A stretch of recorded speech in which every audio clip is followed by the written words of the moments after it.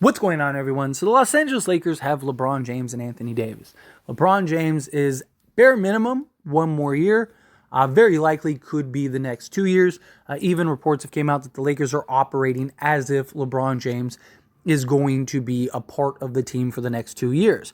Also, Anthony Davis. What are you going to do with Anthony Davis? Do you give him an extension now? Do you kind of wait and see how things fold and play out? Although you don't want to end up running into an issue to where Anthony Davis ends up leaving you and you get nothing, or he reaches a point where he's like, okay, you guys are just playing with me. I want you to trade me. And now you're in this just kind of weird flux, right? It's not what the Lakers want. The Lakers were just in the Western Conference Finals and have a real chance and a real shot at potentially winning an NBA championship. Teams are getting better, which is, of course, a concern. But I do think the Lakers are going to get better as well. I do think the Lakers are going to bring in some quality free agents. I imagine some guys are going to take more strides next year. But also, you're going to start building that chemistry and that understanding of the roster, which I think will make them better. Also, it elevates everybody, right? Because now, D'Lo will have a better understanding. There were times where D'Lo had the ball and would turn the ball over, and it wasn't that he made a bad play or necessarily a bad pass or anything like that. It was just the lack of understanding. I thought this guy was going to be here, but instead he was here. Oh, the guy likes the ball here, not here. That goes over the course of repetitions and just practices and all those things that, okay, now I have that understanding. Also, the Lakers should be better in the playoffs if LeBron James doesn't need foot surgery and Anthony Davis doesn't, have some major foot injury or something like that. That could also be a well. But in general, the Lakers, you have LeBron James and Anthony Davis, and we're just in the Western Conference Finals. You have to go all in. You have to. You have this window, and you have a real opportunity to go get banner 18, right? And Boston, they just got better. You have the Suns. They, at least on paper, just got better. Right? You're going to have other teams that are going to make moves to get better. The Warriors just got Chris Paul. I'm not really sold on that. I think that was a terrible move, but on paper, again, got better. So the Lakers, there is the fear of if the Lakers just stand pat, then they will miss the boat, right? They will miss their window and they will have blown an opportunity. And then the Lakers are very likely going to be in this rebuild stage for hopefully not long, but you'd imagine at least a couple years, right? Once LeBron leaves, unless some other star just immediately comes and says, oh, okay, LeBron's gone, let me go, right? I'm going to go here. If that happens, then maybe you're back into being that window extended and in that title contention. But you don't know. You can't see the future. You can't control what you can't control. But what you can do is you can control the moment you have right now. And the Lakers drafted two very good young players. I am very high on Maxwell Lewis. I've talked about Lewis before. Jalen Hood-Schifino, I think, could actually be an impact guy and a guy that could help now defensively, give us another just guard, a point of attack guard, all of those things. I think he's a guy that could get to the basket, got good size, good length, can finish over contact. I think that he could add some element, right? And these two guys, if they do play, they're not going to be playing 30 plus minutes a game, very likely, unless one of them is just ridiculous. Now, Maxwell Lewis, the roster that is currently constructed right now, right? We'll see what happens. But the roster that's currently constructed right now, I wouldn't be shocked if at some point Maxwell Lewis is the starting small forward. At 6'7", he's a better offensive guy already than Jared Vanderbilt is. And if he can just be serviceable defensively, not like elite, like Jared Vanderbilt was like ridiculous. He was like elite level this past year. He doesn't necessarily need to be elite, but can he be good enough to where he can fit in within the defensive schemes and keep us a top defense? If he can, then I wouldn't be shocked if he starts. Same thing with Max Christie. Max Christie might already be the best defender on the Lakers. If he really is like 6'6", 6'7" now, and he shot 41, almost 42% from three, although it was a small sample size, it is very possible that he could be the starting small forward, right? Now, ideally, it'd be nice that the Lakers could find somebody that could do that, or you got Rui Hachimura, maybe go Rui at the 3. There are options there. There's flexibility there. The Lakers have that flexibility. But the Lakers have a lot of really young players, right? And the big idea was that, the Lakers are going to trade the 17th pick, which would have been Jalen Hood-Schifino, or the Lakers are going to trade both him and the 40th pick. But here's the thing, the Lakers could still very well make that trade.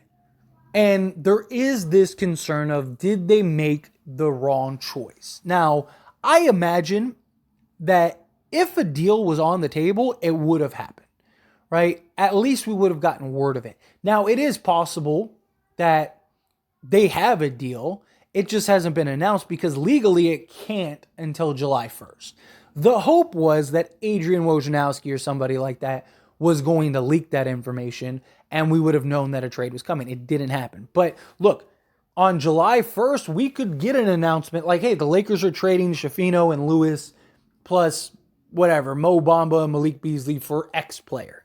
The Lakers had to go and get these guys. They had to go and draft these guys regardless. They could have drafted them for another team. But if they don't, then does that become a problem for the Lakers? Is that a bad decision? Should the Lakers take these two guys and whatever else they have and go and get some quality guys that are better for the moment to win now? Again, Lakers have this window. Schifino and Lewis, I'm high on them. I like them a lot. I think that they have a real future here with the Lakers. But the Lakers are never going to have an issue finding young talent. Lakers have plenty of young talent already, and they're always going to find more. Our draft department is incredible. You're always going to have undrafted free agents that are going to want to come to Lakers. You're going to have guys like Austin Reeves and Colin Castleton who both did the same thing and said, I don't want to get drafted. I want to go to the Lakers. Don't draft me. I'm going to go to the Lakers. That is something that could keep happening. You're going to have those young guys, the Malik Monks of the world, the Lonnie Walkers of the world, that are very good, very talented, very young, but haven't had a fair opportunity or haven't had a real opportunity. So they're going to go to the Lakers to put themselves in a position to get under that spotlight because they know if I play even half decent, I'm going to get a bag elsewhere because it's the Lakers. So I don't have a concern about the Lakers getting young talent. I just don't. Lakers have always been able to do that. But we are in this, here you go, here's the moment. The Larry O'Brien trophy is in reach. It's right there. You can grasp it. So do the Lakers start making that push this offseason? Do the Lakers say, we have Lewis, we have Schifino, do you even maybe look to move Max Christie, right? Because especially if he grew 6'6", 6'7", I'm sure there's plenty of teams out looking at. Do you look at our young guys, our young bucks, and go, okay, we can get a Buddy Hield, a Miles Turner. We can get, DeMar DeRozan, Alex Caruso type thing, maybe Andre Drummond, something like that. If Dame becomes available. And the Lakers really have a shot at Dame. Do you just say, hey, we'll give you Max Christie, Lewis, Schifino, and you got to do salary filler and the 2029 pick. Give us Dame. Do you do those things because you have this moment in this window? Personally, me, I say yes. I think if you have a real opportunity to win an NBA championship, you win an NBA championship. Look, Lewis could turn out to be top 10 player in the league. Same thing with Hood. Hood could turn out to be a top 10 player in the league. Let's say both guys we just drafted, let's say they're both top 10 guys in this league. That would be great. Even then, there's no guarantee that you win an NBA championship. There is no guarantee that those guys help you win an NBA championship. On top of that, you're paying Austin Reeves. You're paying Rui Hachimura. You're going to have to pay Jared Vanderbilt after this year if you plan on keeping him. Max Christie is going to be due for a new contract. You're going to have to, give Anthony Davis a new extension. The Lakers are going to have to eventually pay these guys. So you have a window now. Do you go and fully commit to that window and the idea of winning an NBA championship? right? There's no guarantee the Lakers will be in this window again in the next 2 years, 3 years, 5 years. And the reason the Lakers have 17 NBA championships is because they've always done that. They have a window, or they feel like they're close to a window, and they go trade for a Pau Gasol. They take the chance and go get a Gary Payton and Karl Malone. They go and they take the chance on a Steve Nash and Dwight Howard, right? They do what is necessary to go get a LeBron James, to go trade all their young assets to get an Anthony Davis. All of these things. Some led to NBA championships, some didn't.